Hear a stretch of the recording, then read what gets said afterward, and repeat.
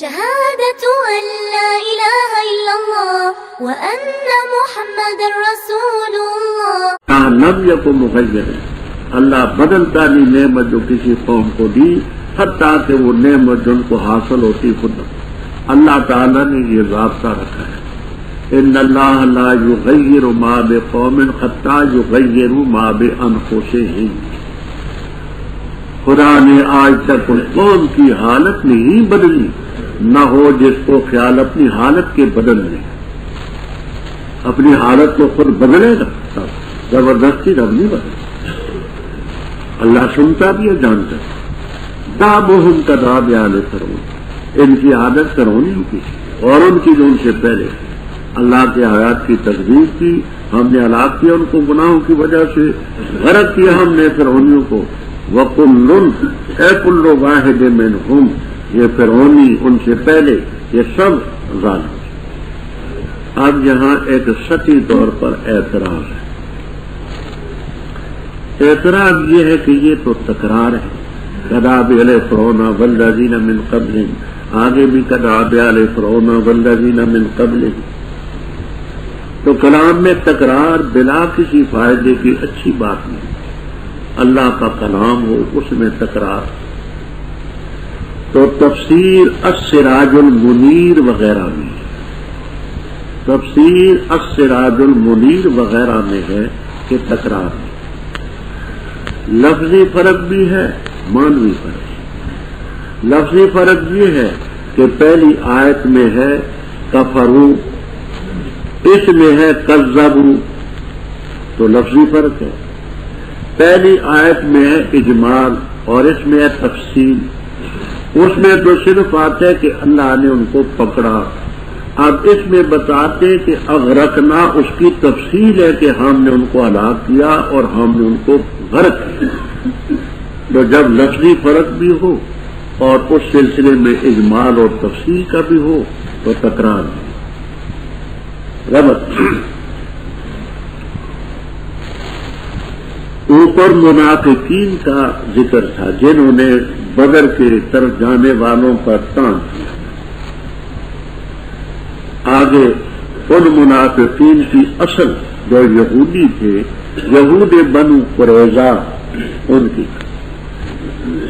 مدینہ طیبہ میں یہود کے 3 خاندان تھے: بنو قریظہ، بنو قینقاع، بنو نذیر.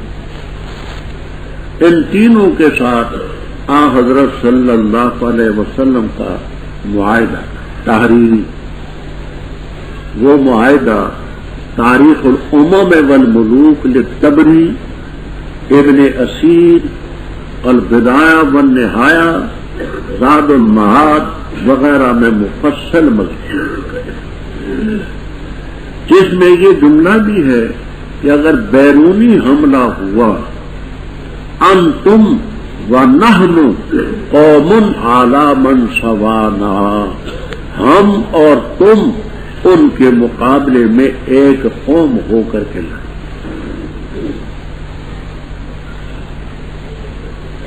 ان کے ساتھ معاہدہ. ان میں جو بنو قریظہ تھے انہوں نے ہر موقع پر وعدہ شکنی.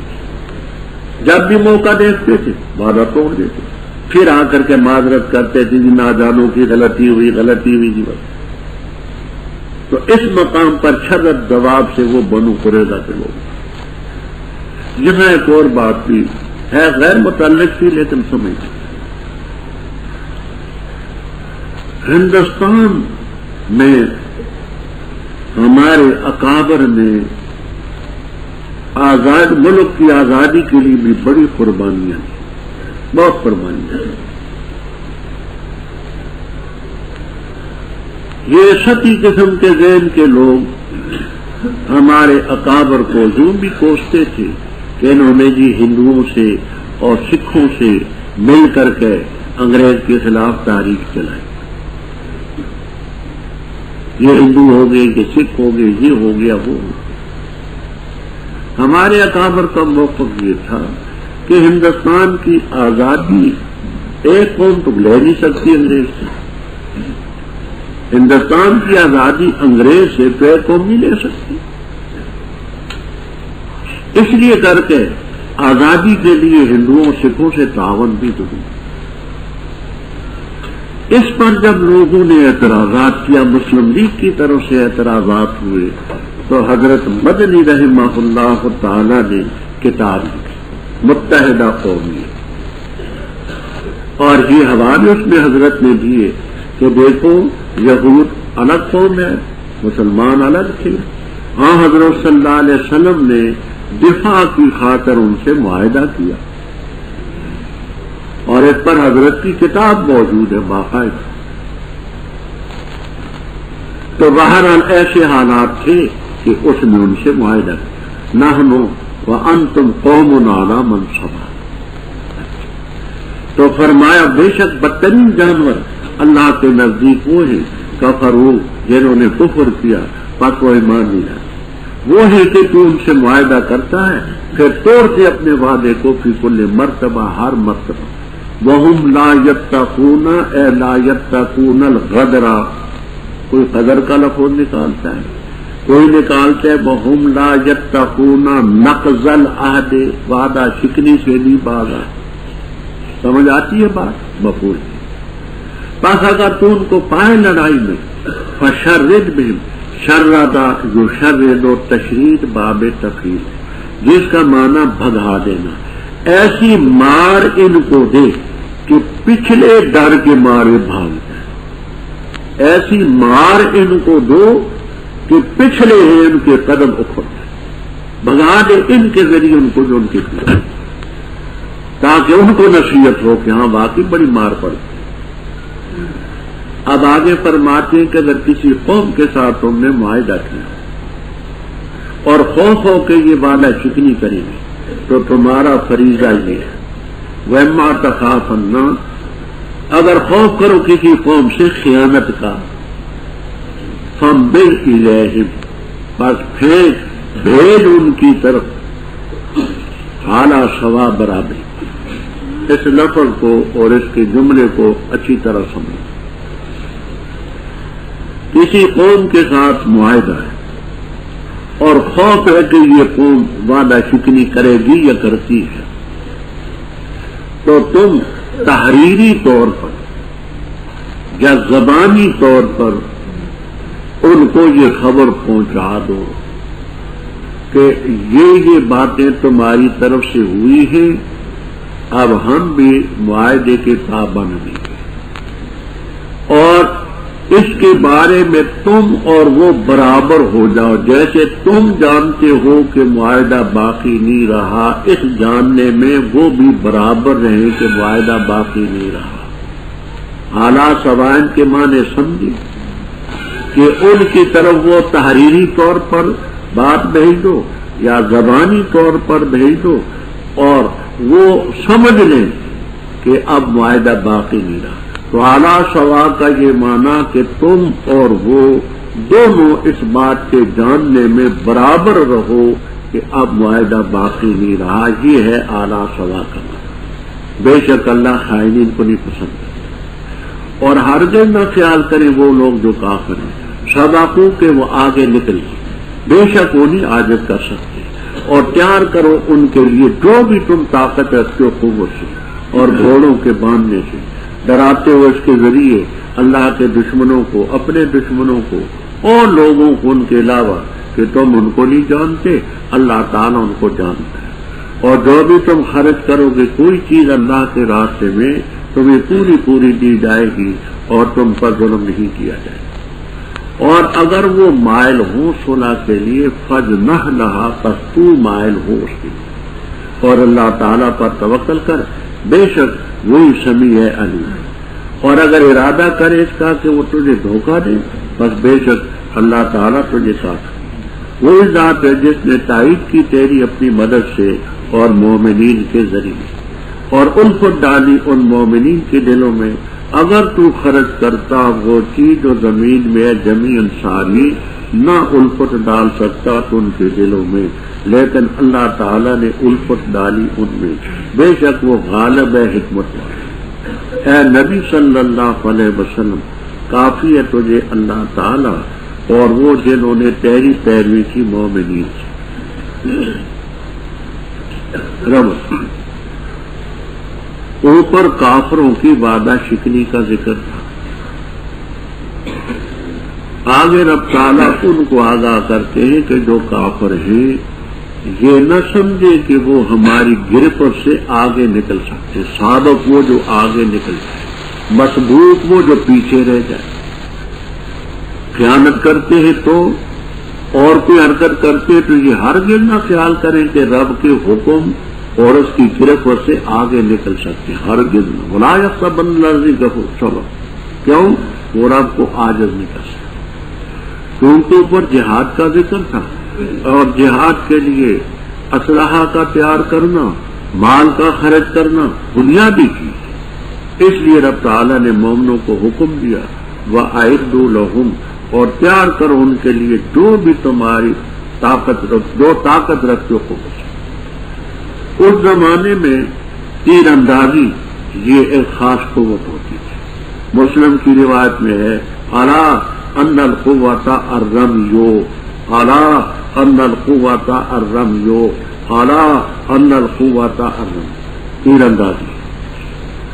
اس زمانے میں جو چیزیں ہیں وہ سب جو بھی تمہارے بس میں ہے وہ کیا ہے؟ افسوس ہے مسلمانوں، 50 کے قریب ملک ہیں، اور وہ ملک ہیں جن کی زمین سونا اگلتی ہے، سونا بھی ہے، چاندی بھی ہے، پیٹرول بھی ہے، تیل بھی ہے، گیس بھی ہے، یعنی یوں سمجھیے کہ دنیا کے نصف فیصد کی آمدنی ان کے پاس ہے، لیکن بدبختوں نے آج تک کوئی ایسا کارخانہ نہیں قائم کیا جس میں جہاز بنے یا یہ چیزیں بنے، دوسروں کے دستے نگر۔ یہ دوسری خبیث قومیں کیا کرتی ہیں؟ اسلحہ بناتی ہیں، ڈھیر لگاتی ہیں، جب ان کا اسلحہ پرانا ہو جاتا ہے تو پھر لڑائی شروع کروا دیتی ہے کسی مقام پر کہ اسلحہ بھی نکل جائے اور اس اسلحہ کا تجربہ بھی۔ اب وہ نکالنا تو ہوتا ہے، سمندر میں تو پھینک نہیں سکتے، بنا بنا کر کے ڈھیر لگائے ہوتے ہیں۔ جب ان خبیثوں کے پاس اسلحہ جمع ہوتا ہے تو زمین کے کسی کونے میں لڑائی شروع کرتے، اور بڑی مصیبت یہ ہے کہ وہ رقمیں بھی ہم سے، تیل بھی ہم سے، سب کچھ ہم سے لیتے ہیں، اور اس سلسلے میں ہماری کھوپڑیوں پر ان کی آزمائش کرتے ہیں کہ ہمارا اسلحہ کس حد تک مفید ہے۔ خبیث قوم ہے، تو فرمایا جتنی بھی قوت ہو تیار کرو، گھوڑے رکھو۔ آج اس ترقی کے زمانے میں بھی گھوڑوں کی ضرورت ہے، پہاڑی علاقوں میں وہی چلتی ہے۔ تو ریبونا بھی ہی کی زمین آگے بسوئے ماں مستطاع، تم جو ماں ہے تیار کرو، اس کے ساتھ اللہ کے دشمنوں کو، اپنے دشمنوں کو، اور ان کو جن کو تم نہیں جانتے، چور ہیں، ڈاکو ہیں، بدماش ہیں، اسلحہ ہوگا ویسے سے لا تعلم، اللہ خوب جانتے ہیں۔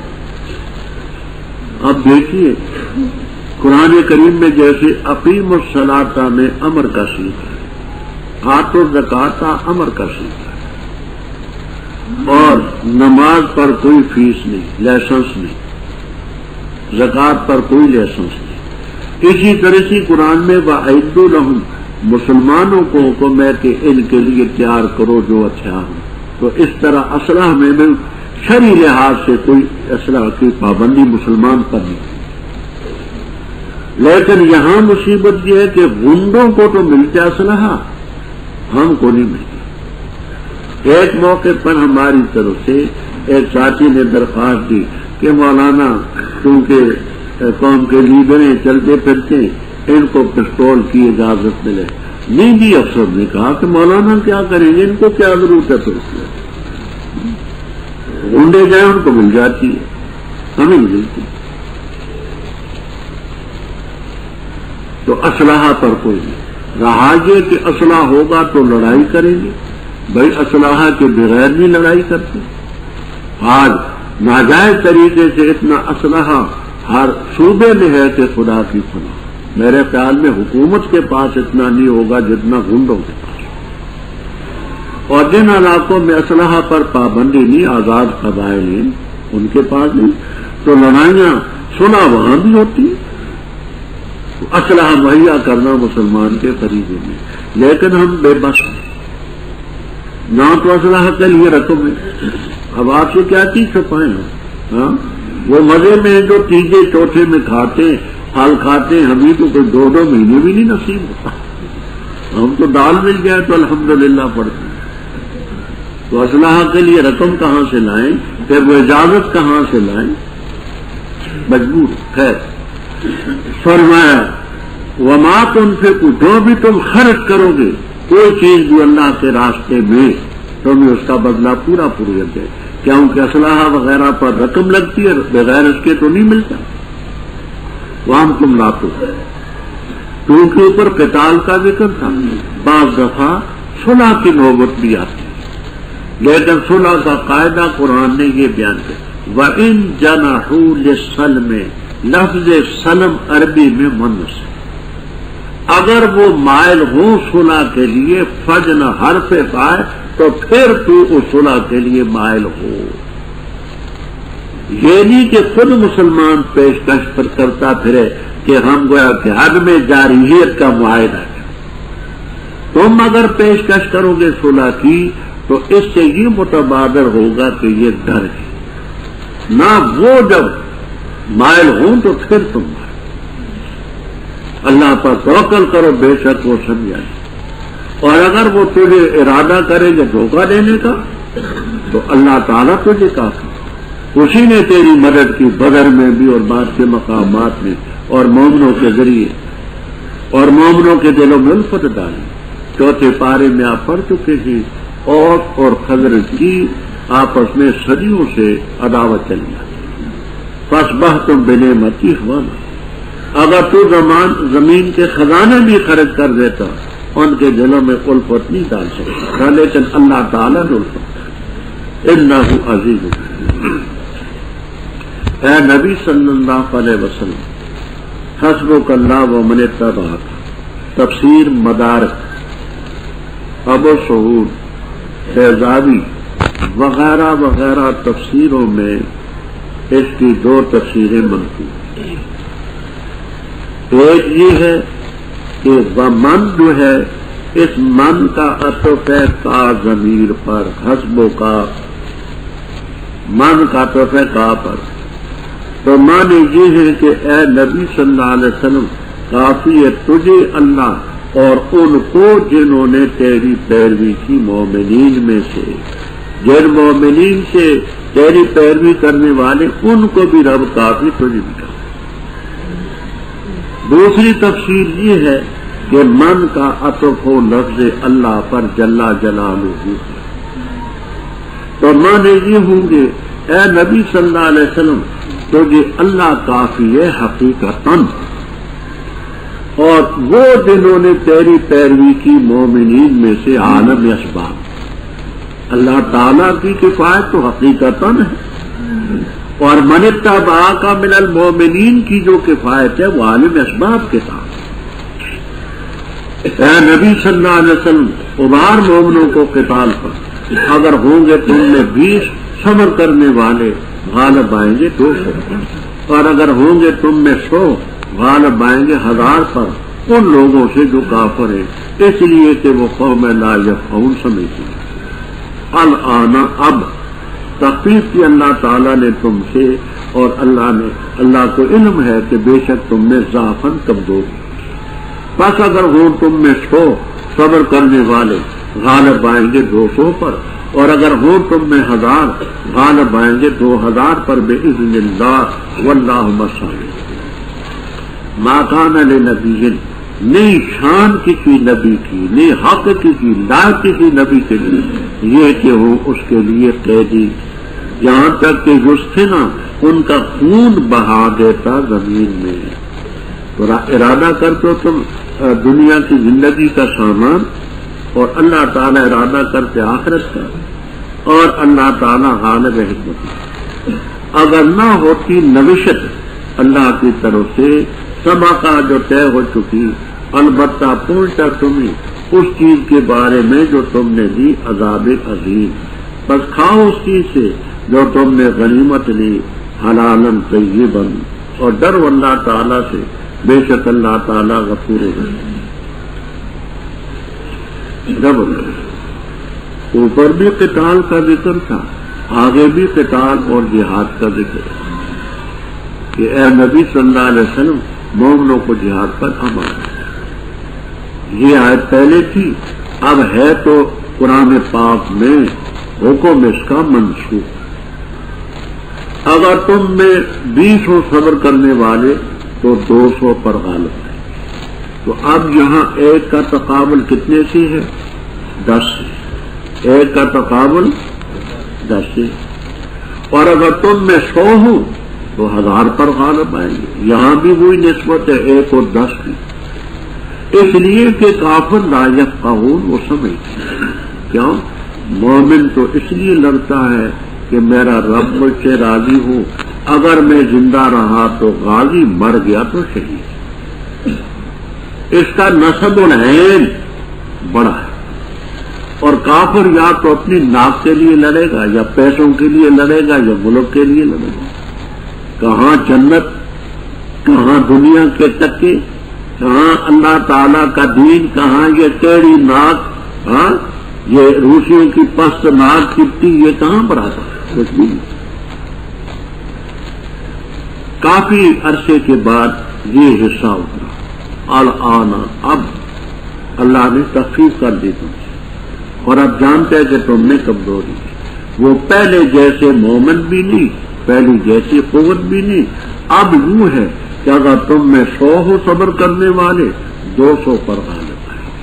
اب نسبت 1 اور 2 کی، اور اگر تم میں 1000 ہوں 2000 پر غالب آئیں گے، یہ بھی نسبت 1 کی 2 سے۔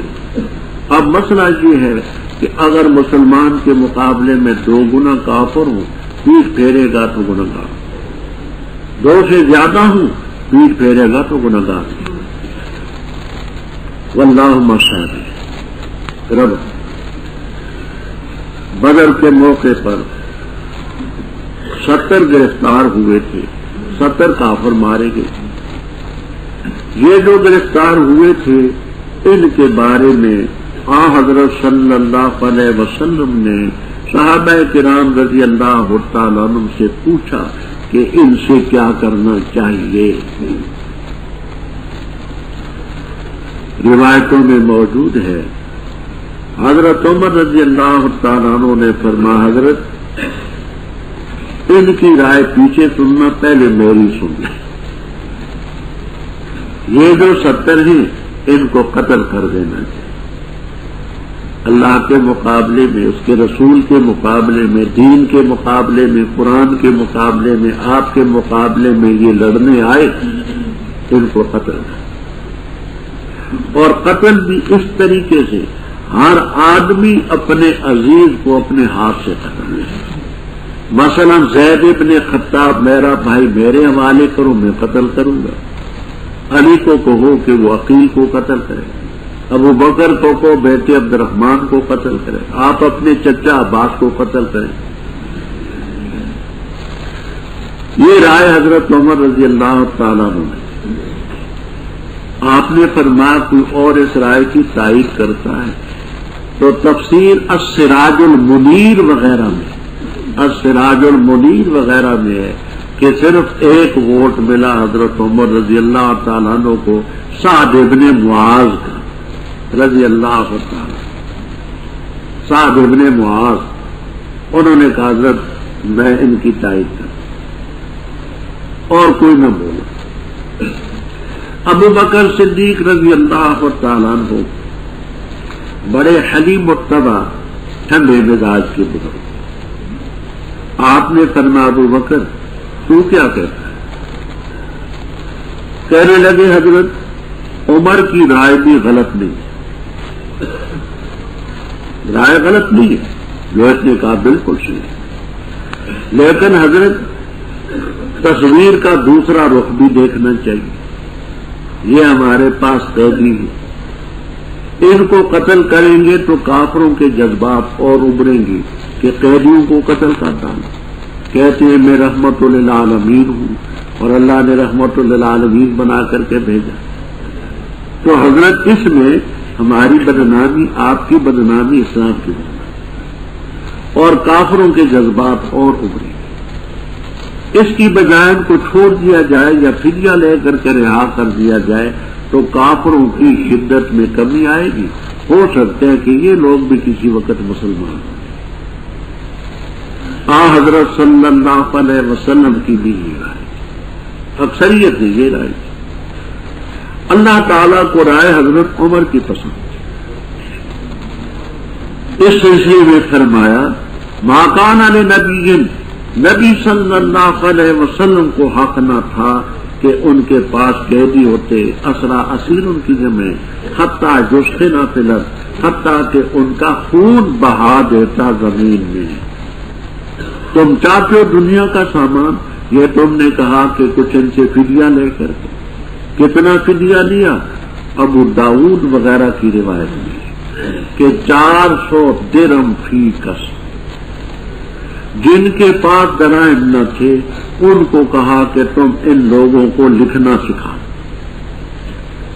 تو 400 درہم لے کر کے فی کس. اللہ ارادہ کرتے آخرت کا ورنہ واضح. آگے فرمایا اگر نہ ہوتی نوشت رب کی طرف سے جو طے ہو چکی ہے تو البتہ تم ہی پہنچا فی ما اخذتم عذاب. جہاں روح المعانی کبیر اور تفسیروں میں بڑی بات, بیان القرآن تک روایتیں موجود ہیں. مسلم وغیرہ کے سامنے کوئی درخت تھا جہاں یہ گفتگو ہوئی بدر. آپ نے فرمایا کہ خدا کا عذاب اس درخت تک آ چکا تھا, اگر آتا تو عمر کے بغیر معاذ کے بغیر کوئی نہ بچے. اب سوال یہ کہ آپ کا کیا ہوتا؟ تو روح المعانی بیان القرآن میں کہ آپ تو نبی معصوم ہیں, آپ پر عذاب ما کان اللہ لیعذبہم وانت فیہم. اللہ تعالیٰ ان کو سزا نہیں دیتا جبکہ تو موجود ہو, تو خدا کے پیغمبر پر تو عذاب آ ہی نہیں سکتا. عذاب آتا تو ان پر آتا جنہوں نے فدیے کے لالچ میں ایک پہلو اختیار کیا. آپ معصوم کیا پر نہ آتا. روح المعانی بیان القرآن وغیرہ میں تصریح, کیونکہ انہوں نے فدیے کو پسند کیا, ہر دنیا کی طرف جھکے. آپ معصوم ہیں, آپ نے ان کی رائے کی تعیین کر, آپ بچ گئے. اب یہ صدقہ کا کیا معنی؟ تو بڑی تفصیل ہے, میں چند باتیں عرض کرتا ہوں. کبیر, روح المعانی, البحر المحیط, ابو سعود, واحد عثمانیہ وغیرہ وغیرہ میں بھی ایک یہ کہ فیما صدقہ یہ ہے کہ آپ پہلے پڑھ چکے ما کان اللہ لیعذبہم وانت, کہ پیغمبر کی موجودگی میں عذاب نہیں آتا. اگر یہ بات پہلے سے نہ طے ہو چکی ہوتی تو پر عذاب آ چکتا. ایک بات. دوسری بات یہ ہے کہ یہ سارے بدری ہیں, اور بدریوں کے متعلق یہ ہے کہ منو معاشے تم فقط غفر تم. بخاری کی روایت ہے آل بدر کو رب نے بخشا, اور یہ سب بدری یہ پہلے سے طے شدہ ہے. دو. تیسری بات یہ ہے کہ ان کی یہ رائے اجتہادی تھی. مجتہد سے جو غلطی ہو اس پر سزا نہیں, اگر مصیب ہو تو 2 اجر, مفتی ہو تو 1 اجر. تو یہ اجتہاد تھا. ٹھیک. چوتھی بات یہ ہے کہ اللہ تعالی کی طرف سے پہلے یہ طے ہو چکا تھا کہ فدیہ لینا اما منن بعد و اما, تو پہلے سے جو بات طے تھی کہ فدیہ بعد کو جائز ہو جائے گا, اس لیے انہوں نے وہ فدیہ لیا. تو اللہ سے یہ طے شدہ تھا کہ فدیہ جائز ہو جائے گا, لہذا سزا. پانچویں بات یہ ہے کہ جس چیز پر صحیح حکم نہ ہو رب کا اس پر سزا نہیں. یہ ان کی رائے تھی, صحیح حکم نہ تھا. چھٹی بات یہ ہے کہ علم میں کچھ مسلمان ہونے والے بھی تھے رب کے علم میں، تو اللہ کی طرف سے یہ طے شدہ بات تھی کہ ان میں مسلمان ہوں گے، تو عذاب آتا تو یہ مسلمان کب ہوتے؟ یہ مختصر باتیں میں نے عرض کر دی باحوالہ۔ بس کھاؤ جو چیز تم غنیمت حاصل کی، حلال طیب، حلال اور طیب کا مفہوم میں عزیزی کی حوالے سے عرض کرتے ہیں واتقوا اللہ ان اللہ غفور۔ اے نبی صلی اللہ علیہ وسلم کہہ دے ان کو جو تمہارے ہاتھوں میں قیدی، اگر اللہ نے جانا تمہارے دلوں میں خیر کو تو دے گا تمہیں بہتر اس چیز سے جو تم سے لی گئی ہے، اور بخش دے گا تمہیں، اور اللہ تعالیٰ غفور رحیم۔ اور اگر یہ ارادہ کریں گے تیرے ساتھ خیانت کرنے کا، فقد خان اللہ، پس تاکید کہ انہوں نے خیانت کی اللہ سے اس سے پہلے، بس اللہ نے قدرت دی ان پر، اللہ تعالیٰ علیم حکیم ہے۔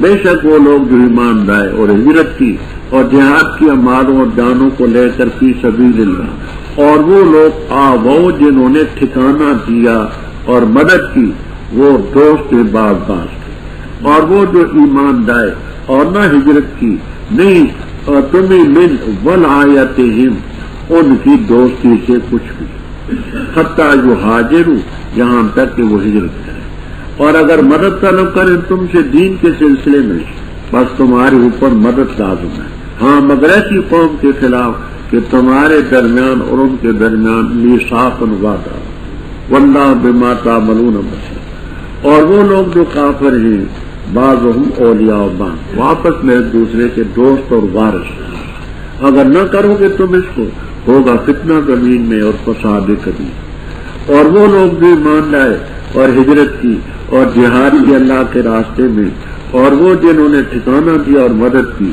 وہ لوگ ہم المؤمنون حقا، وہ مومن حقی اور پکی بات ہے، لہم مغفرۃ و رزق کریم، عمدہ رزق کی۔ اور وہ لوگ جو ایمان لائے اس کے بعد اور ہجرت کی اور جہاد کیا تمہارے ساتھ مل کر، بس وہ بھی تم میں سے، اور قریبی رشتہ دار بعض ان کے زیادہ قریب ہے اللہ کی نوشت اور کتاب، ان اللہ بکل شیء۔ ابھی آپ نے بدر کے قیدیوں سے فدیے کا ذکر سنا، اب ان بدر کے قیدیوں کو خطاب ہے کہ اے نبی صلی اللہ علیہ وسلم ان سے کہہ دیں، جو تمہارے ہاتھوں میں قیدی ہیں 70، ان سے کہہ دیں کہ اگر اللہ تعالیٰ کے علم ہوا کہ تمہارے دل میں خیر ہے، ایمان اسلام لاؤ گے، تو جو تم سے لیا گیا 400 درہم اس سے بہتر تمہیں ملے گا۔ اور ایسا ہی ان حضرات کو پھر اتنا کچھ ملا مختلف غزوات میں، جہادوں میں، کچھ کہنے کے ساتھ، اور تمہارے گناہ بھی معاف کر دے گا، واللہ غفور۔ اور اگر یہ ارادہ کریں گے تیرے ساتھ خیانت کرنے کی، فقد خان اللہ، اے فقد خان اللہ بالکفر من قبل، یہ لفظ آپ کے انشاءاللہ جلالین تک نہیں، انہوں نے کفر کر کے رب سے بھی خیانت کی ہے، تو اللہ نے ان پر قدرت دی تمہیں، واللہ علیم۔ آگے رب تعالیٰ فرماتے ہیں پہلے حکم یہ تھا کہ آپ نے مہاجرین اور انصار کو آپس میں بھائی بھائی بنایا تھا، اس کو کہتے مواخات، کیونکہ نہ اس کی برادری مسلمان ہوئی ہوتی نہ اس کی، یہ مرتا یہ وارث، یہ مرتا یہ۔ پھر جب مہاجرین کے بھی لوگ مسلمان ہو گئے، انصار کے بھی، تو آخر میں یہ آیت جو آئے گی، اب اولل ارحام کو ملے گی وراثت، اس مواخات کی وراثت نہیں ہے۔ پہلے مواخات کی وجہ سے جو بھائی چارے کی تھی، اس کی وجہ سے نہیں تھی۔ فرمایا جو لوگ مومن ہجرت کی، جہاد کیا مال و جانوں کو لے کر فی سبیل اللہ، اور جنہوں نے اپنے گھروں میں ٹھکانہ دیا، آوا یووی ایوا، اپنے گھروں میں مہاجرین کو ٹھکانہ دیا اور مدد کی، یہ آپس میں ایک دوسرے کے وارث ہیں۔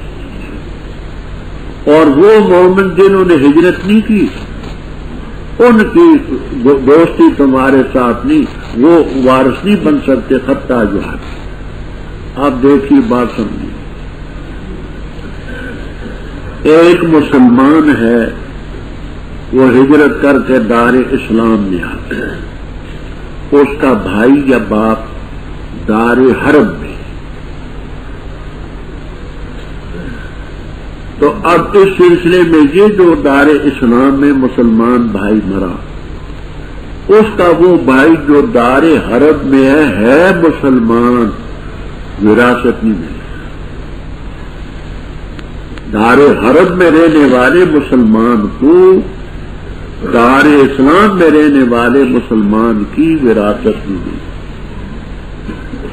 عام کتابوں میں تو ہے کہ وراثت سے مانے 4 چیزیں، شریفیہ میں ہے 5 چیزیں۔ 4 چیزیں مانے ارث، ایک اختلاف دین، ایک مسلمان دوسرا کافر، یہ وراثت نہیں۔ دوسرا ہے اختلاف دارین، ایک دار اسلام میں رہتے ایک دار حرب میں رہتا ہے، ایک دوسرے کے وارث میں۔ تیسرا ہے رقیت، غلام ہو، غلام ہے ایک، دوسرا آزاد ہے، اس کی اپنی ملے۔ چوتھا ہے قتل، جس قتل کے بعد دیت وغیرہ ہے، اس سلسلے میں اس کو بھی نہیں ملے۔ یہ عام کتابوں میں۔ 5ویں چیز جو بیان کی ہے سید شریف جرجانی رحم اللہ تعالی نے شریفیہ میں، وہ ہے کہ مان ارث ہو کون ہی من اولاد نبی، نبی صلی اللہ علیہ وسلم کی اولاد میں ہونا، یہ بھی مان ارث ہے۔ نحن معاشر الانبیاء لا نرث وفی روایت لا نورث، تو نبی کی اولاد میں ہونا یہ نبی کی وراثت سے محرومیت کی گئی۔ 5 مانے فرمایا وراثت تو نہیں ملے گی، لیکن ان سب ثبوتوں اگر دار حرب کا مسلمان، اب دار حرب کیا ہے، دار اسلام کیا ہے، اس میں بڑی طویل بات،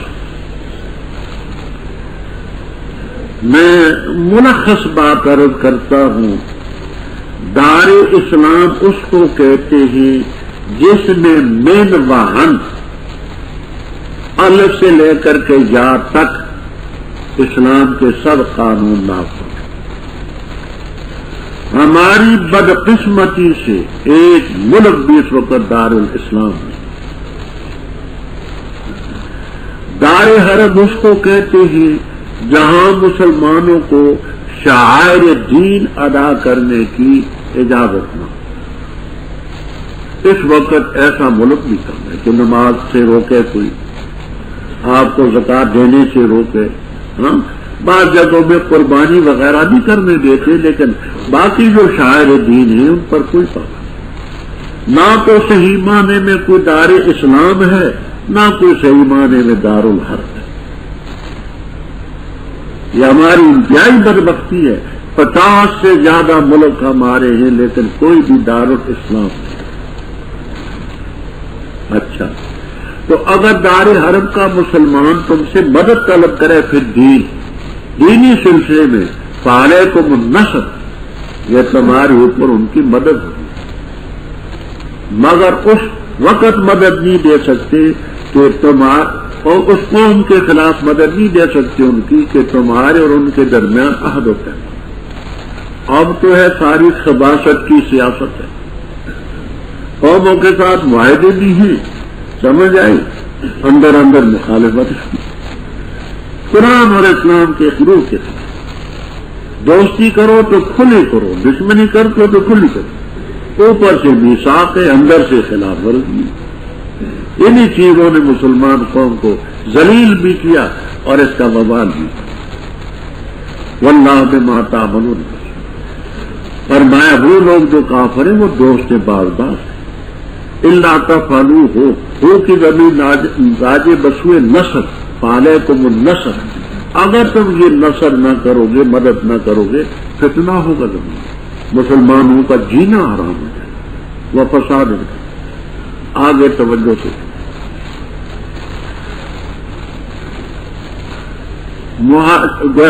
صحابہ کرام رضی اللہ تعالیٰ عنہ کے دو ہی طبقے، ایک مہاجرین کا، دوسرا انصار کا۔ رب تعالیٰ فرماتے والذین آمنوا، وہ لوگ جو ایمان لائے، وہاجروا، اور انہوں نے ہجرت کی، وجاہدوا فی سبیل اللہ، اللہ کے راستے میں انہوں نے جہاد کیا۔ اس حصے میں مہاجرین آئے۔ والذین آووا، وہ لوگ جنہوں نے گھروں میں ٹھکانہ دیا، ونصروا، مدد کی، اس میں انصار، مہاجرین بھی اور انصار بھی۔ اولئک ھم المؤمنون حقا، حق کی بات ہے کہ یہ مومن ایسے مومن ہیں کہ ان کی مغفرت ہو چکی ہے، ورزق۔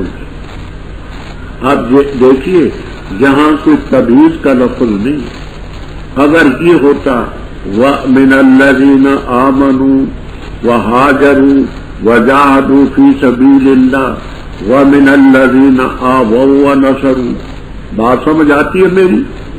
من تبعیضیہ ہوتا تو پھر اس کا مفہوم یہ ہوتا کہ بعض مہاجرین اور بعض انصار مومن، یا یہ ہوتا کہ وَبَعْضُ الَّذِينَ آمَنُوا وَهَاجَرُوا وَبَعْضُ الَّذِينَ آوَوا وَنَصَرُوا، تو پھر تو کہتے کہ بعض مہاجرین اور بعض انصار تو مومن ہیں، بعض۔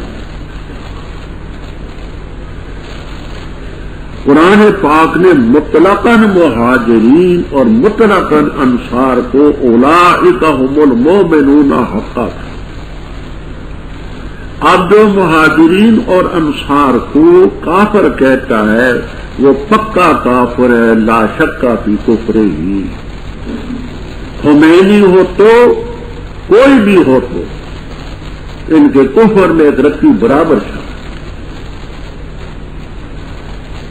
لہم مغفرۃ ورزق، جو لوگ ایمان لائے اس کے بعد، کیونکہ اس وقت تک کے مسلمانوں کا تو حکم ہو چکا، اب جو بات کو لائیں گے وہ، اور بات کو ہجرت کی اور جہاد کیا تمہارے ساتھ مل کر، وہ لائے کا من کو، وہ بھی تم میں سے، ان میں حضرت ابو سفیان، حضرت امیر معاویہ، حارث ابن ہشام، صفوان ابن امیہ رضی اللہ تعالیٰ عنہ، سب آگے یہ آمنوا من بعدوں کا مصداق ہے، سب مومن ہیں۔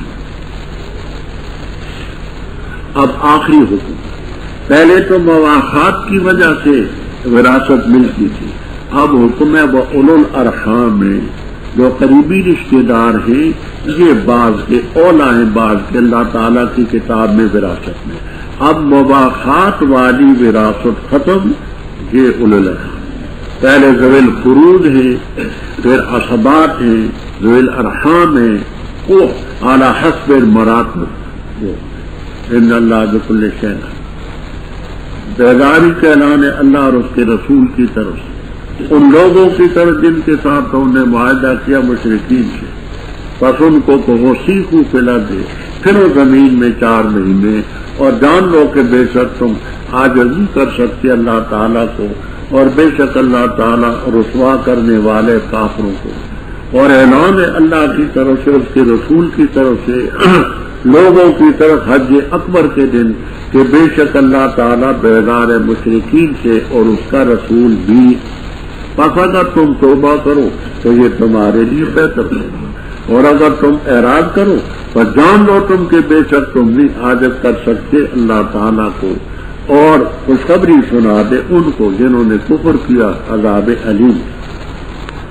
مگر وہ لوگ جن کے ساتھ تم نے معاہدہ کیا مشرکین سے، پھر انہوں نے لم ینقصوکم، کوئی کمی نہ کی کسی چیز میں، اور نہ مدد کی تمہارے خلاف کسی کی، بس مکمل کرو ان کی طرف ان کے وعدے کو، ان کی مدت تک۔ بے شک اللہ تعالیٰ پسند کرتے متقین کو۔ پیغام صلاح، پس جب گزر جائیں شاہ اشہر الحرم، عزت والے مہینے، بس قتل کرو مشرکوں کو جہاں تم ان کو پاؤ، اور پکڑو ان کو اور ان کو قید کرو، اور بیٹھو ان کے لیے کلہ مرصد، ہر گھاٹ میں، ہر مورچے میں۔ بس اگر وہ توبہ کریں، نماز قائم کریں، دیں زکات، تو خلو سبیلا، چھوڑ دو ان کا راہ، بے شک اللہ غفور ہے۔ اور اگر تو مشرکین میں سے تو اسے پناہ لے، بس اس کو پناہ دے سکتا کہ اللہ کا کلام سنے، پھر پہنچا اس کو مامن اس کے امن کی جگہ، یہ اس لیے کہ وہ قوم لا یعلمون۔ یہاں تو ابحاثیں بہت ساری، میں تطویل میں نہیں پڑھنا چاہتا، مختصر سی عرض ہے۔ پہلی بات، قرآن کریم کی تقریباً 114 صورتیں، اس صورت کے علاوہ بقیہ تمام صورتوں میں بسم اللہ ہے، اس میں وجہ اس کی حدیثوں میں، تفسیر کی کتابوں میں موجود ہے، مذکور ہے، زیادہ بسط سے روایتیں در منصور وغیرہ میں منقول ہے کہ حضرت عثمان رضی اللہ تعالیٰ عنہ جنہوں نے قرآن پاک کی یہ ترتیب دی جو ہمارے سامنے، ان سے پوچھا گیا کہ حضرت اس میں آپ نے بسم اللہ کیوں نہیں؟ تیار کردہ صوت الاسلام کے سینٹر بازار دیگاں والا، جڑ محلہ، مسجد مولوی عبدالغنی والی، گجرانوالا۔ یاد رکھیے ہمارے پاس دنیا کے نامور قراء حضرات کی تلاوتیں، ممتاز علماء کرام اور اکابرین دیوبند کی تقریریں، مشہور و معروف شعراء کرام کی نظموں کا گراں قدر کشتوں کا مرکز صوت الاسلام کے سینٹر بازار دیگاں والا، جڑ محلہ، مسجد مولوی عبدالغنی والی، گجرانوالا کو ہمیشہ خدمت کا موقع دیں۔ صوت الاسلام کے سینٹر گجرانوالا۔ عملوں میں اطاعت کا جذبہ اعلیٰ وجل کمال، اس اطاعت کی بدولت اللہ تعالیٰ نے کامیابی نصیب فرمائی۔ آئندہ کے لیے بھی فرماتے ہیں ایمان مانو، ایمان لائے ہو اطیع اللہ و رسول، اللہ اور اللہ کے رسول کی اطاعت ہو، بلکہ ولا تولوا عنہ، یہ ہن ہو کی ضمیر کدھر جاتی ہے؟ ایک تفسیر کی ہے کہ لفظ اللہ کی طرف، تو اللہ کی اطاعت تم چھوڑی تو پیغمبر کی بھی چھوڑنی ہوگی۔ دوسرا یہ کہ رسول ہو کی طرف، کہ من اطاع رسول فقد اطاع اللہ۔ تیسری تفسیر یہ ہے کہ ہو کی ضمیر راجے بسوئے اطیعو میں جو اطاعت مصدر ہے، اور مصدر جو ہوتا ہے جو ذکر و جنہ، اس کی طرف ہے۔ تو اطاعت سے اعراض نہ کرو، اطاعت کرو، ون تم تسو۔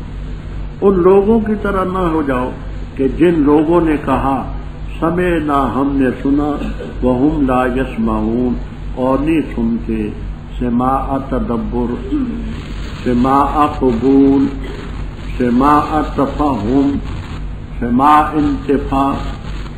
تو جب مانا نہ تو سننے کا کیا فائدہ؟ بدترین جانور اللہ کے نزدیک ہیں بہرے اور گونگے جو عقل سے مارے۔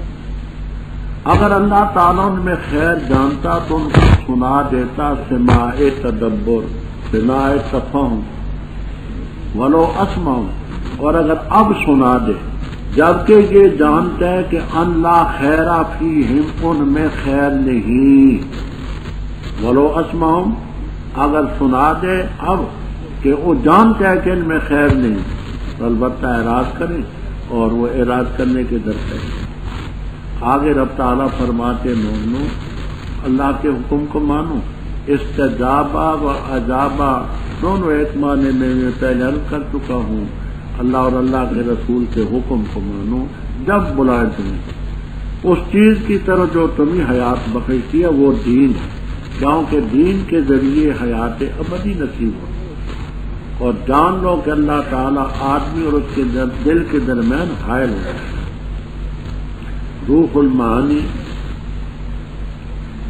بیان القرآن، کبیر وغیرہ میں لکھا ہے کہ اگر تم ایمان پر قائم رہو گے، اطاعت کا جذبہ ہوگا، اللہ تعالیٰ اس ایمان کی برکت سے، اطاعت کی برکت سے تمہارے دل کو کفر اور معصیت سے بچائے۔ اور اگر خدا نخواستہ معصیت پر کفر پر مصر رہے تو پھر اس کی نحوسوں سے ایمان اور اطاعت کا جذبہ تم سے جاتا ہے۔ ایمان ایسی چیز ہے، اطاعت ایسی چیز ہے کہ اس کی برکت سے تمہیں کفر سے، معصیت سے گویا کہ روکا جائے گا اور درمیان میں حائل ہو جائے گی یہ چیز۔ اللہ کی طرف سب کو جانا۔ آگے فرمایا کہ دیکھو نافرمانی کرے آدمی تو یہ نہ سمجھے کہ میری نافرمانی کا وبال مجھ پر ہی پڑے گا، اوروں پر پڑے گا۔ بخاری میں روایت ہے جس کا مفہوم یہ ہے کہ حضرت صلی اللہ علیہ وسلم نے سمجھانے کے لیے فرمایا ایک کشتی ہے جس میں اوپر نیچے طبقات، کچھ نیچے ہیں کچھ اوپر والے۔ نچلے طبقے والوں کو پانی کی ضرورت ہے، اوپر گئے تاکہ ہم پانی وہاں سے ڈول ڈال کر کے سمندر سے پانی لیں۔ انہوں نے کہا ہم نہیں لینے دیں گے کیونکہ یہاں ہمارے کپڑے اور سامان تر ہو جائے۔ انہوں نے کہا لا بد لنا من الماء، پانی سے تو ہمارا کوئی چارہ نہیں، پانی دینا۔ کہا نہیں لینا۔ انہوں نے کہا اچھا تم نہیں لینے دیتے تو ہم پانی تو لیں گے۔ اپنے جہاز کے کشتی کے اپنے حصے میں جا کر کے برما لگایا اور سوراخ کیا۔ فرمایا کہ جس وقت وہ پانی اس میں بھرے گا تو وہی ایسا ڈوبے گا یا ساری کشتی ڈوبے گی۔ صحابہ کرام رضی اللہ تعالیٰ عنہ نے کہا ساری کشتی ڈوبے۔ فرمایا اسی طرح تم سمجھو کہ یہ محمد صلی اللہ علیہ وسلم کے دین کی جو کشتی ہے جس پر سب سوار ہیں، ایک شخص اگر نافرمانی کرتا ہے تو یوں سمجھیے کہ اس جہاز اور کشتی میں برما لگا۔ یہ نہ سمجھے کہ میں اپنے حصے میں لگاتا ہوں، اس کا اثر یہ ہوگا نحوست یہ ہو۔ اسی کا ذکر اب واتقوا فتنۃ نہیں پہنچے گا صرف ان لوگوں کو جنہوں نے ظلم کیا، خاص طور پر دوسرے بھی اس کی زد میں ہیں۔ جان لو اللہ تعالیٰ سخت سزا دینے والا۔ یاد کرو جب تم تھوڑے تھے، زمین میں کمزور تھے، خوف کرتے تھے کہ لوگ تمہیں اچک لیں گے، اللہ نے تمہیں مدینہ طیبہ جیسی جگہ میں ٹھکانا دیا، اپنی مدد کی، پاکیزہ رزق دی، لعلکم تشکرون۔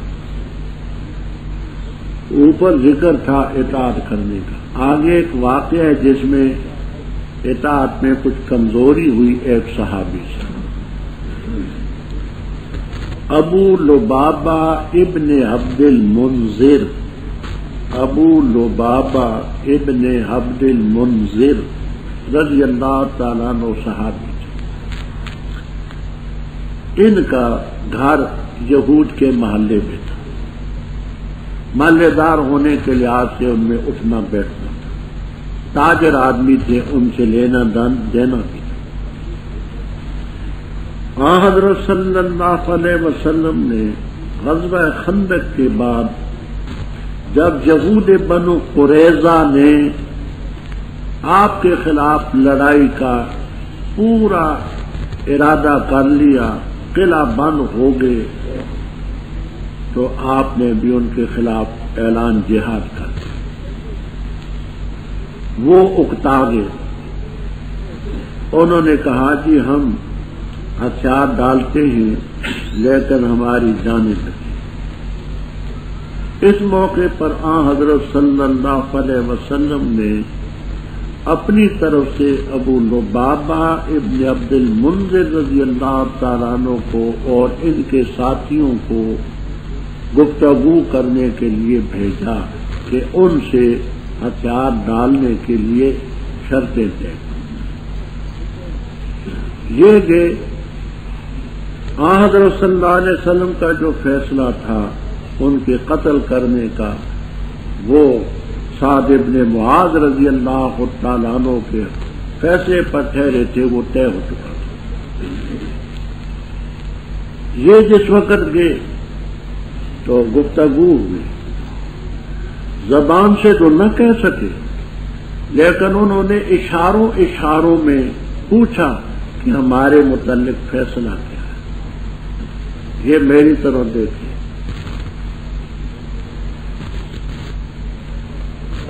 کیا سمجھے؟ زبان سے کچھ نہیں کہا،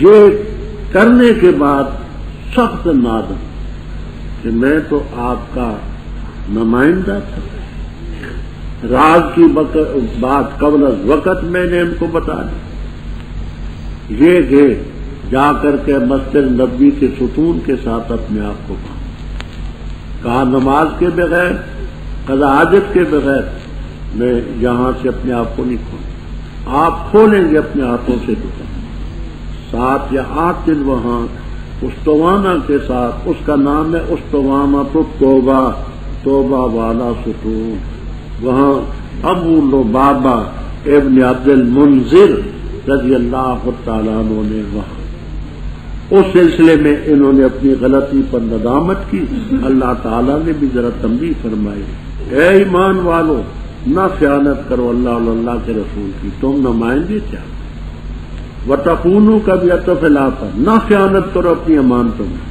تم تو امین تم تعلم، باقی جان لو کہ تمہارے مال اولاد آزمائش ہے، تمہارا گھر وہاں ہے، اولاد وہاں ہے، ان کے ساتھ لینا دینا ہے، وہ چیزیں اب اپنی بات اللہ تعالیٰ کے پاس اجر عظیم۔ اے لوگوں جو ایمان لائے، اگر ڈرتے رہے تم اللہ تعالیٰ سے، کرے گا اللہ تعالیٰ تمہارے لیے فرقاناً فیصلہ اور مٹائے گا تم سے تمہاری خطائیں اور بخش دے گا تمہیں، اور اللہ تعالیٰ ذو الفضل وَإِذْ يَمْكُرُ بِكَ، جب تدبیر کی تیرے بارے میں ان لوگوں نے جو کافر تھے تاکہ یثبتو کا تجھے قید کر دیں یا تجھے قتل کر دیں یا تجھے نکال دیں، اور تدبیر کی کرتے رہے وہ بھی، اور اللہ نے بھی تدبیر کی، واللہ خیر الماکرین، تدبیر کرنے والوں میں سب سے بہتر اللہ تھا۔ اور جس وقت پڑھی جاتی ان پر آیتیں ہماری کہتے ہیں تاکید سے ہم نے سن لی، اگر ہم چاہیں تو البتہ کہہ سکتے اس جیسی نہیں ہے یہ مگر کہانیاں پہلے لوگوں، اور جب کہا انہوں نے اے اللہ اگر ہے یہ قرآن حق تیری طرف سے پس برسا ہم پر پتھر آسمان سے یا لا ہم پر عذاب علیم، اور نہیں اللہ تعالیٰ تاکہ ان کو سزا دے ذرا حالے کہ تو ان میں ہے، اور نہیں اللہ تعالیٰ ان کو سزا دینے والا ذرا حالے کو استغفار کرتے، اور انہیں کیا ہو چکا ہے کہ نہ سزا دے ان کو اللہ تعالیٰ، اور وہ روکتے اللہ کے مسجد حرام سے، اور نہیں ہے وہ اولیاء متولی اس کے سرپرست اس کے نہیں اس کے متولی مگر متقی، اور لیکن اکثر لوگ لا یعلمون جانتے نہیں ان کی عبادت اور نماز بیت اللہ کے پاس الا مکاء مگر سیٹیاں و تصدیہ اور تالیاں، پر چکھو عذاب بسبب اس کے جو تم کفر کرتے ہو۔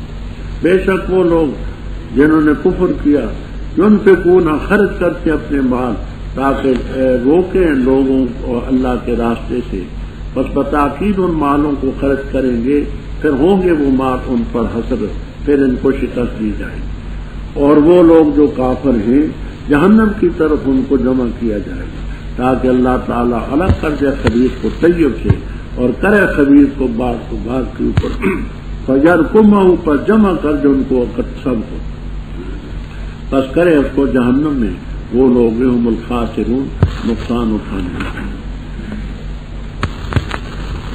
رب بدر میں تقوی اطاعت حکم کی فرمان برداری اعلیٰ وجل اتم صحابہ میں موجود رضی اللہ تعالی، کامیابی دی رب نے، آئندہ کے لیے بھی رب تعالیٰ فرماتے یا ایھا الذین آمنوا ان تتقوا اللہ، اللہ سے ڈرتے رہے اللہ فیصلہ تمہارے حق میں کرے، ویکفر عنکم سیئاتکم، بخش دے گا تمہیں، واللہ ذو الفضل، اللہ کا فضل دیکھو۔ آگے کافروں نے کیا سوچا تھا، رب نے کیسا فضل کیا اور اللہ تعالیٰ نے کیسے بچایا۔ اب واقعہ اختصاراً سن لیں۔ ہجرت سے چند دن پہلے کافروں نے دار الندوہ میں اکٹھ کیا، دار و ندوہ ان کا ایک خاص مقام تھا جس میں خاص خاص باتیں کرتے تھے. کہنے لگے کہ محمد صلی اللہ علیہ وسلم کا معاملہ دن بدن بڑھتا چلا جا رہا ہے، ساتھی زیادہ ہو رہے ہیں، کلمہ زیادہ لوگ پڑھتے ہیں، تو اس کے بارے میں سوچو ہم نے کیا کرنا. خاص خاص سیدھا سیدھا انہوں نے کسی نے کہا کہ یہ ہمارا خیال یہ ہے کہ تم ان کو یہاں سے جلا وطن کر دو اور یہ جہاں چاہیں جائے. دو چار اٹھے، انہوں نے کہا یس ٹھیک ہے، یہ تجویز ٹھیک ہے، ان کو نکال دو. دوسرے کہنے لگے کہ نہیں، زبان ان کی احلی من العسل، شہد سے بھی زیادہ میٹھی. یہاں تم نے مقابلہ کیا اور یہ نہ گھٹے، بڑھتے رہے. نئی جگہ جائیں گے، لوگ گرویدہ ہوں گے، تم پر حملہ کریں گے اور تمہیں تو قتل کر دیں. کہنے لگے اچھا اپنی تجویز واپس لے. دوسرا اٹھا، اس نے کہا جی میرا خیال یہ ہے کہ ان کو نظر بند کر دو، مکان میں بند کر دو. اس پر بھی اس نے دلائل پیش کیے. دو تین اٹھے، ان کی تائید کی. ابو جہل اٹھا کہنے لگا 3 سال تو شیب ابی طالب میں تم نے ان کو قید کیا ہے، اس قید کرنے کا کیا نتیجہ نکلا؟ انہی دنوں میں ابو ذر غفاری جیسے لوگ مسلمان. کہنے لگے پھر ایک ہی صورت باقی ہے، وہ یہ کہ قتل کر دو. اسی پر اتفاق. کہنے لگے قتل اس طریقے سے کرو، ہر خاندان کا ایک ایک آدمی قتل میں ہے. ایک تو اس لیے کہ اگر دیت کی نوبت آئے تو دیت سب پر تقسیم ہو جائے، اور اگر بنو ہاشم لڑنا چاہیں تو سب سے نہ لڑ سکے. یہ انہوں نے ذات بھی تجویز کر دی، آدمی بھی قاتلین تجویز کر دیے، وقت بھی متعین کر دیا. جس کو رب رکھے اس کو کون چکھے، کون اس کو کرے. حضرت علی رضی اللہ تعالیٰ عنہ آپ کے مقام میں تھے. جبرائیل علیہ السلام آئے، آ کر کے کہا کہ آپ اب چلے جائیں. آپ نے حضرت علی سے فرمایا کہ فلاں کی امانت فلاں جگہ ہے، فلاں کی فلاں جگہ ہے، تو یہ کچھ نہیں کہیں گے، اللہ محافظ ہے. آپ نکلے. سیرت ابن ہشام وغیرہ میں، سیرت ابن ہشام سیرت کی کتاب، یہ اللہ نے ان پر نیند ایسی کافروں پر مسلط کی. آپ نے وہ مٹی لے کر کے ہر ایک کے سر پر تھوڑی تھوڑی ڈالتی. چلے گئے. ابو بکر صدیق رضی اللہ تعالیٰ عنہ کو ساتھ لے کر کے جبل سور کی چوٹی پر، غار سور میں 3 دن، وہاں سے نکل کر کے مدینہ. اس کا ذکر ہے جس وقت انہوں نے تیرے بارے میں تدبیر کی کہ تاکہ تجھے قید کر دیں یا تجھے قتل کر دیں یا تجھے نکالیں. تدبیریں انہوں نے بھی کی، رب نے بھی کی. واللہ خیر اللہ. یہ ایسے ذریعے جب آیتیں ان پر پڑھی جاتی ہے قرآن کی، کہتے ہم نے سن لی، اگر ہم چاہیں تو ایسی بات کہہ سکتے. وہ کہو نا، کیوں نہیں کہتا؟ تم فصیح بھی ہو، بلیغ بھی ہو، سب کچھ ہو، سارے ظالم مل کر کے تم انسان جن قرآن تو کیا، 10 صورتیں تو کیا، فاتو بے صورت میں مثلی، ایک صورت ہی چھوٹی جی اس کی مثل. تو زبانی تو کہنے سے کچھ نہیں بنتا. فرمایا کہنے لگے کہ یہ پہلے لوگوں کی کہانی ہے، گزر چکا اساطیر کس کی جمع. پھر اتنے ضدی انہوں نے کہا کہ اللہ اگر یہ قرآن حق ہے تیری طرف سے تو ہم پر آسمان سے پتھر پھنس، یہ عذاب علیم کیوں نہیں لاتا؟ اللہ تعالیٰ نے اس کا جواب دیا، اللہ تعالیٰ ان کو سزا نہیں دیتا جبکہ تو ہو. وہاں حضرت صلی اللہ علیہ وسلم رحمت مجسمہ، یہ ہو نہیں سکتا کہ رحمت بھی وہاں ہو، رب کا عذاب. جب تو آپ ان سے الگ ہوگا پھر ان کا کچوبر نکالے. اور اللہ تعالیٰ ان کو سزا نہیں دیتا، وہ ہم یستغفرون. ہم کی ضمیر کدھر جاتی ہے؟ 2 تفسیر. ایک یہ کہ کفار ہی کی طرف جاتی ہے کہ کفار معافی مانگتے. اگرچہ اس معافی کی وجہ سے آخرت میں تو نجات نہیں مل سکتی، لیکن دنیا بھی عذاب کرتی۔ دوسرا یہ کہ ہم کی زمین راجے بسوئے مسلمان، کہ وہ مسلمان وہاں رب سے معافی مانگتے، اور اس کا قرینہ پیش کرتے وہ آیت جو سورۃ الفتح میں ہے، لو تزینوا لعذبنا، اگر وہ مسلمان وہاں سے جدا ہوتے تو ہم ان کافروں کو سزا دیتے۔ اس آیت کی روشنی میں ہم کی زمین راجے بسوئے مسلمان، اور فرمایا کہ ان کو کیوں سزا نہ ہو، کہ اللہ کے مسجد حرام سے روکتے ہیں، یہ نہیں مسلمانوں کو نماز پڑھنے دیتے، اور 6 ہجری میں آپ نے پہلے پڑھا کہ روکا اور نہ جانے دیا، اور اس کے متولی تو نہیں ہے، ان اولیاء الا المتقون، اس کے متولی تو صرف متقی ہو۔ اور ان کی جو بندگی اور نماز ہے بیت اللہ کے پاس صرف 2 چیزیں، مکان، مکان کا معنی سیٹیاں بجانی، اشپیڑے وول، ہاں وہ سیٹیاں بجانی اور تالیاں بجاتے ہیں، یعنی قوالی کرتے ہیں، ان کی عبادت یہ قوالی ہے بس، اور کچھ نہیں۔ چکھو عذاب بما کنتم تکفرون۔ ان لوگوں نے بدر کے موقع پر بڑا مال بھی خرچ کیا، سب کچھ ہوا، رب نے فرمایا کہ یہ کافر مال خرچ کرتے ہیں اللہ کے راستے سے روکنے کے لیے، مال بھی خرچ کریں گے پھر حسرت بھی شکست کھائیں گے، کافر جہنم کی طرف اکٹھے کیے جائیں گے تاکہ خبیث طیب الگ ہو، مومن الگ ہو، کافر الگ ہو۔ اور یہاں بدر کے موقع پر جو قلیب بدر ہے، بدر کا کنواں، اس میں ان کافروں کو اوپر نیچے ڈالا گیا۔ بخاری میں آتا ہے کہ ایک امیہ ابن خلف نہیں، وہ وہی اس کی اعضاء الگ ہوں گے، باقی تمام کو اوپر نیچے ڈال دیا گیا۔ جہاں باغوں والا باغ وہاں اکٹھا کیا ان کو، یہیں سے سیدھے جہنم گئے، اولئک هم الفاسقون۔ تو کہتے ان لوگوں سے جو کافر ہیں اگر باز آ جائے کفر شرک سے ان کو بخش دیا جائے گا جو پہلے گناہ ان کا گزر چکا، اور اگر لوٹیں گے بس تحقیق سے گزر چکا ہے طریقہ پہلوں کا، اور لڑو تم ان سے جہاں تک کہ نہ رہے فتنہ اور ہو جائے دین سب اللہ ہی کے دین۔ بس اگر وہ باز آ جائے پس بے شک اللہ تعالیٰ جو وہ کرتے دیکھ رہے، اور اگر اعراض کرے پس جان لو کہ اللہ تعالیٰ آقا ہے تمہارا، اچھا ہے آقا اور اچھا ہے مددگار، اور جان لو کہ بے شک وہ چیز جو تم غنیمت کے طور پر لیتے ہو کوئی شے بھی ہو، بس بے شک اللہ کے لیے اس کا خمس، اور رسول کے لیے، قریبی رشتہ داروں کے لیے، یتیموں کے لیے، مسکینوں کے لیے، مسافروں کے لیے۔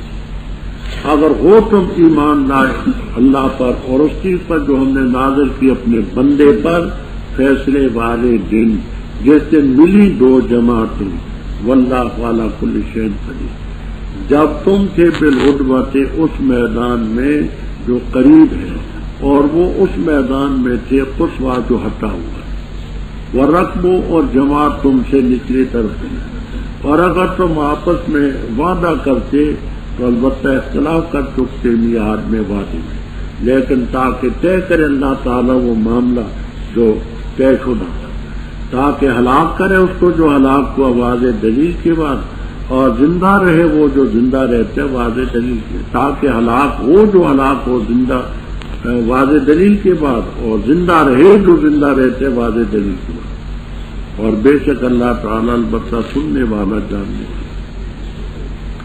جب اللہ نے دکھایا تجھے ان کو تیرے خواب میں تھوڑے، اور اگر دکھاتا اللہ تعالیٰ تجھے ان کو کثیر، البتہ تم بزدل ہو جاتے، اور البتہ تم جھگڑا کرتے معاملے میں، لیکن اللہ نے سلامہ محفوظ رکھا، بے شک وہ علیم بذات صدور۔ اور جس وقت اللہ نے دکھائے تم ہی وہ، جب ملے تم ان سے تمہاری آنکھوں میں ان کو قلیل کر کے بتایا، اور تم ہی کم کر کے بتایا ان کی آنکھوں میں، تاکہ فیصلہ کرے اللہ تعالیٰ اس معاملے کا کانا مفعولا جو طے شدہ تھا، اور اللہ تعالیٰ ہی کی طرف لوٹائے جاتے ہیں الامور، کام اور معاملات۔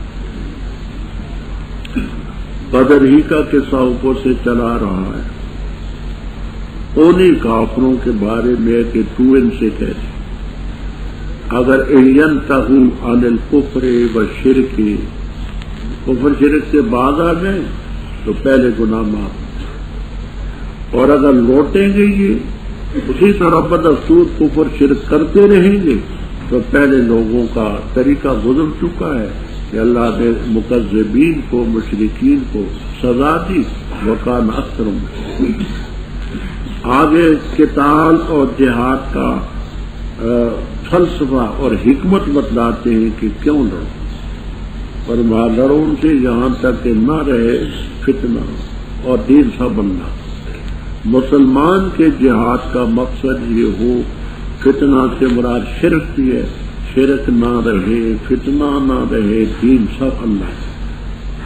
اگر کافر اپنے کفر شرک سے باز آ جائیں پھر اللہ بما یعملون، اور اگر پھر جائیں نہ وہ قبول کریں تو اللہ تمہارا آقا اچھا آقا اچھا مولا۔ رب یسألونک عن الانفال میں آپ پڑھ چکے کہ غنیمت کے بارے میں صحابہ نے سوال کیا تھا۔ اب اللہ تعالیٰ اس غنیمت کے مال کے بارے میں فرمائے، اسلامی ہو نظام اور کافروں سے ہو لڑائی، اس موقع پر جو مال آئے اس کو کہتے مال غنیمت۔ اس مال غنیمت کے 5 حصے ہوتے، 5واں حصہ اللہ تعالیٰ کے لیے۔ بعض فرماتے ہیں کہ اللہ تعالیٰ کے لیے کا مطلب ہے اللہ کا نام بطور تبرک کے ذکر کیا۔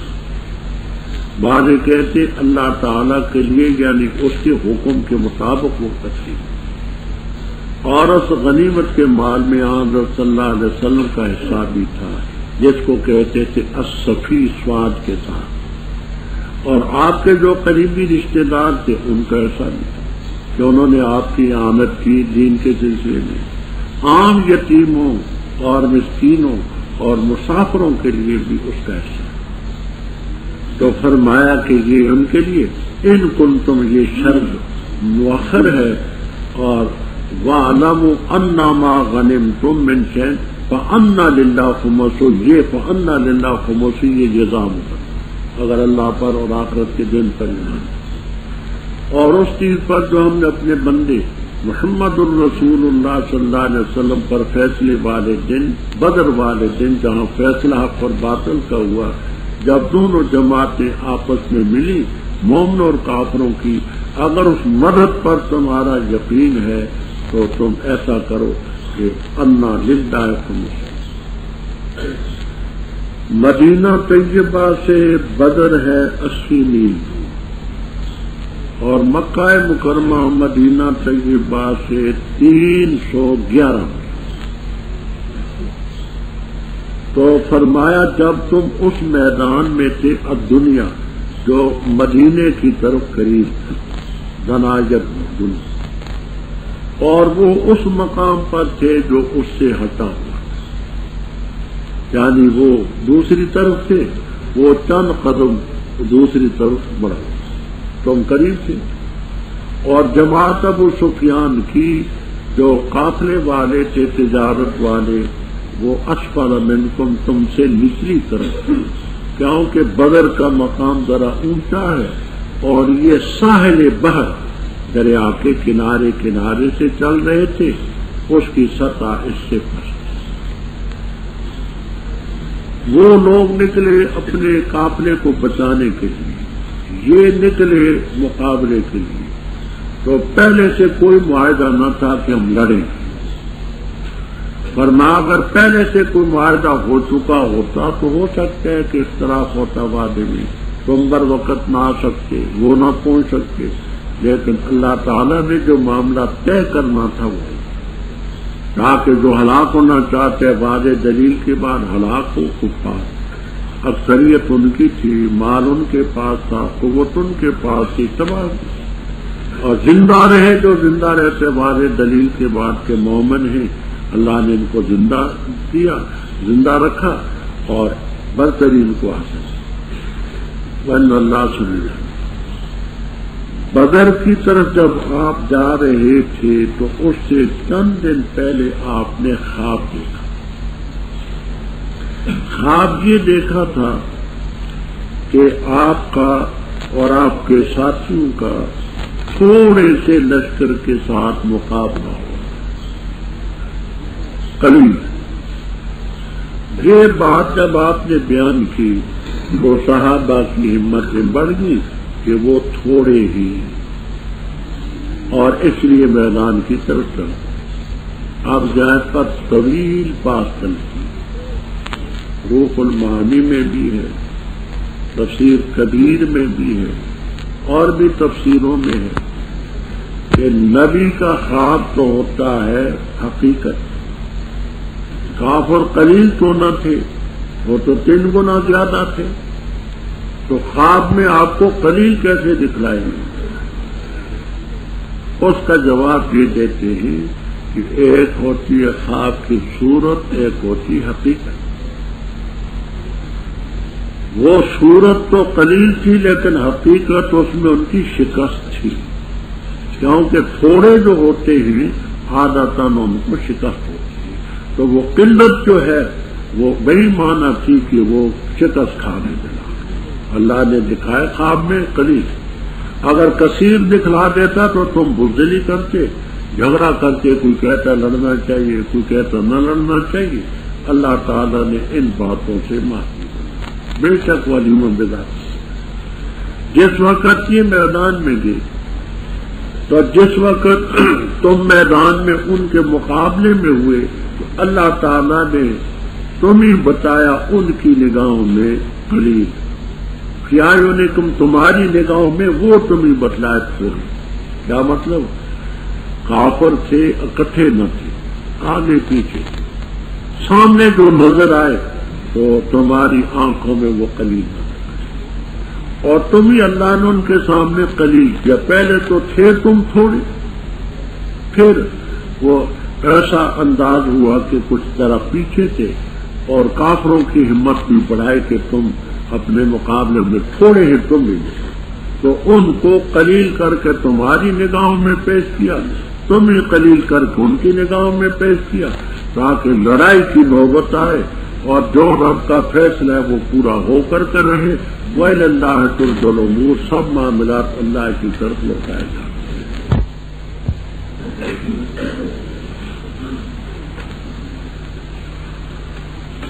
اعوذ باللہ من الشیطان الرجیم. بسم اللہ الرحمن الرحیم.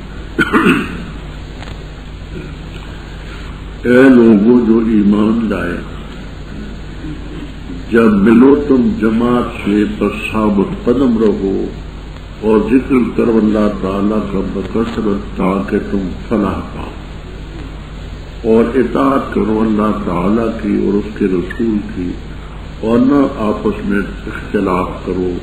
فتفشلوا پس تم بزدل اور کمزور ہو، اور چلی جائے گی ریحکم قوت تمہاری، اور صبر کرو، بے شک اللہ تعالیٰ صبر کرنے والوں کے ساتھ.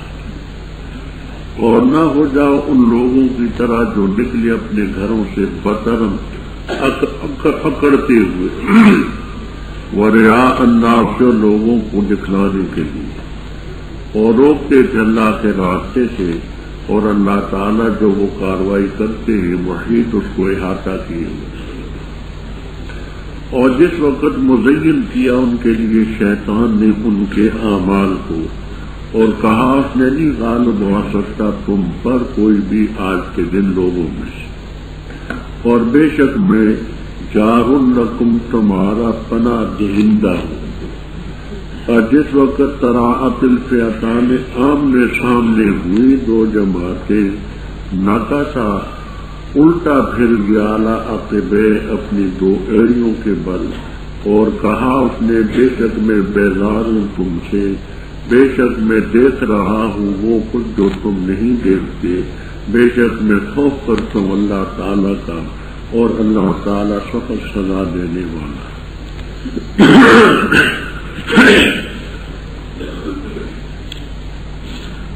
رب اوپر غزوہ بدر کا ذکر تھا، اس غزوہ بدر میں جو کامیابی کے اسباب تھے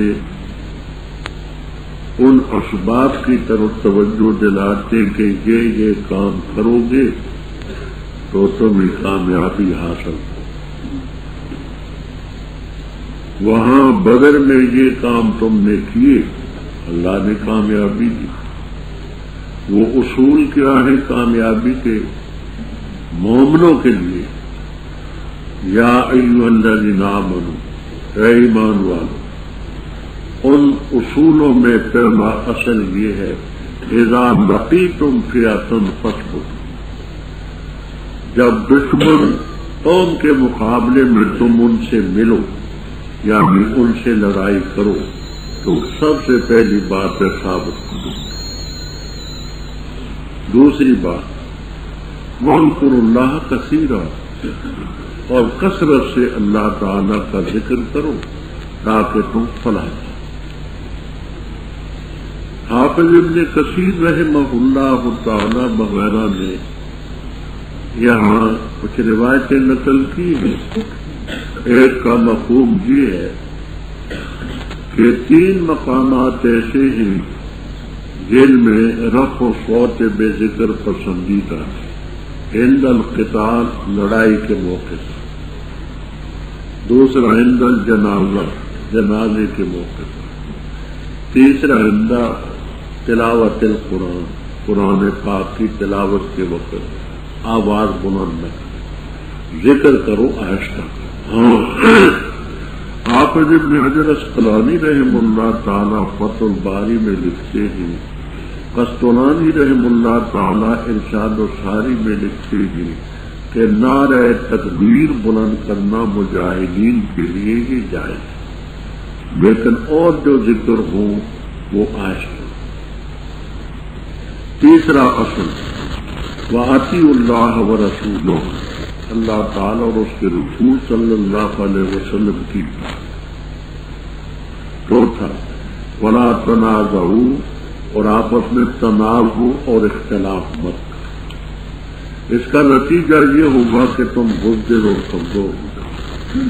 وَتَذْهَبَ رِيحُكُمْ، آموس اور الشراح وغیرہ میں ہے ریحکم اے قوتکم، تو ریح کے معنی صرف ہوائی کے نہیں آتے، قوت کے بھی آتے.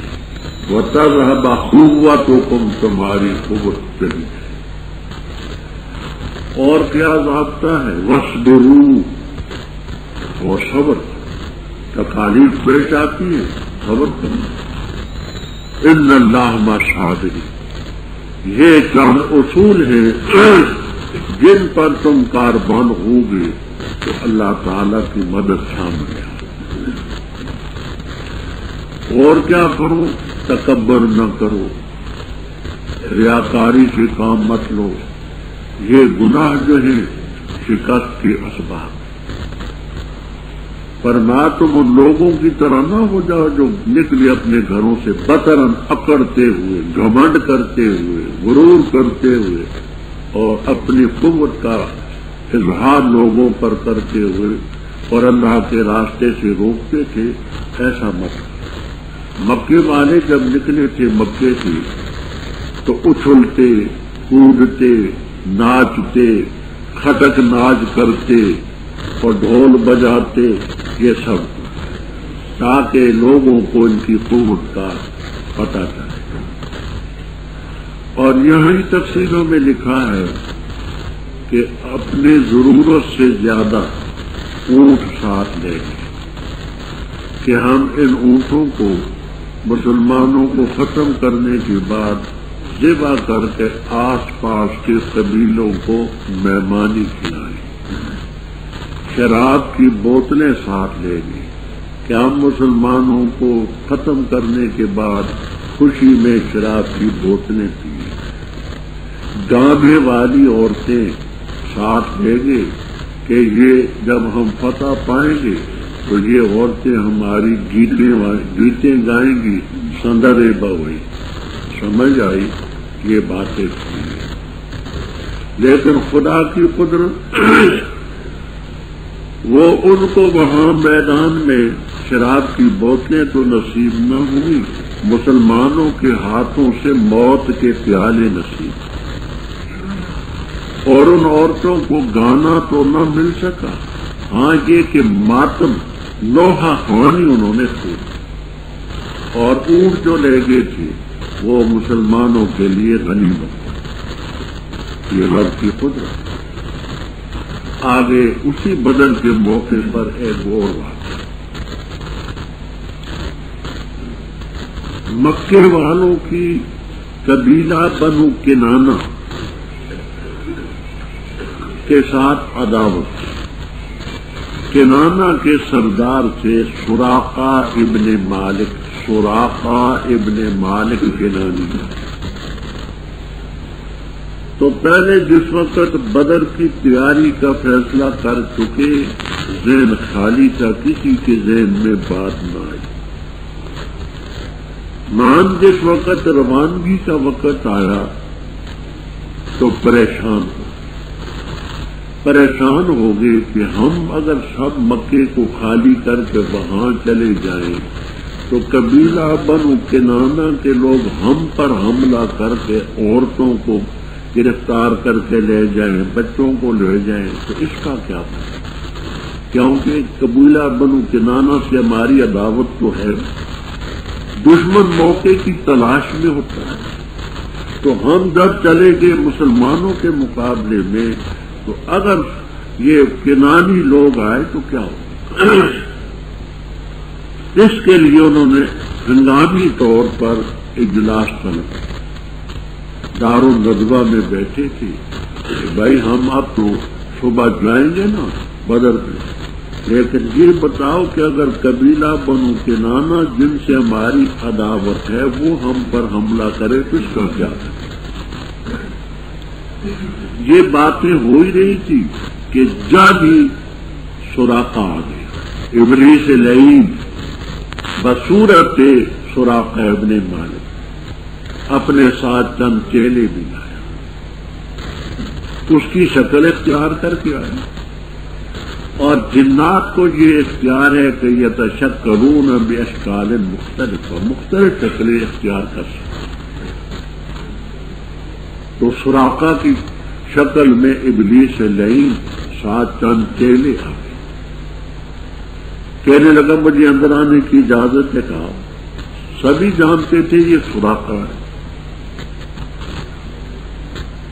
کہنے لگا میں تمہید کے بغیر ہی بات کرتا ہوں، تمہید میں وقت زیادہ کرتا ہوں، میری اور تمہاری آپس میں عداوت ہے، کوئی شک نہیں، ایسی جیسی بھائیوں کے ساتھ عداوت ہو۔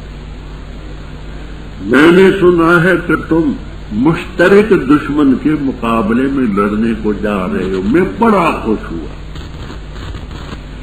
اور میں بھی اس میں تمہارے ساتھ شریک ہوں۔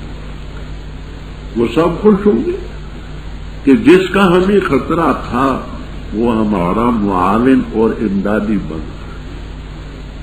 پھر یہی آپ کو تفسیروں میں ملے گا کہ جس وقت یہ لشکر چلا بدر کے موقع پر وہ جعلی سراقہ بھی ساتھ، اس کے چیلے بھی ساتھ، جس وقت گویا کہ مسلمان سامنے نظر آئے تو بعض روایتوں میں آتا ہے کہ اس سراقہ کا ہاتھ ابو جہل کے ہاتھ میں تھا، یہ روایت بھی آپ کو یہ بھی ملے گا کہ حارث ابن ہشام جو ابو جہل کا بھائی تھا، جو 8 ہجری میں مسلمان ہوا رضی اللہ تعالیٰ عنہ، اس کے ہاتھ۔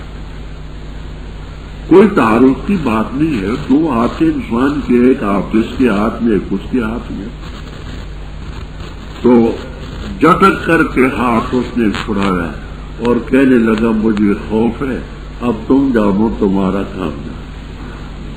کیوں اس کو نظر آ رہا تھا کہ فرشتے ہیں سامنے، اور فرشتوں نے پٹائی میری کرنی، ان کو تو کچھ نہیں کہنا، اس کا ذکر ہے۔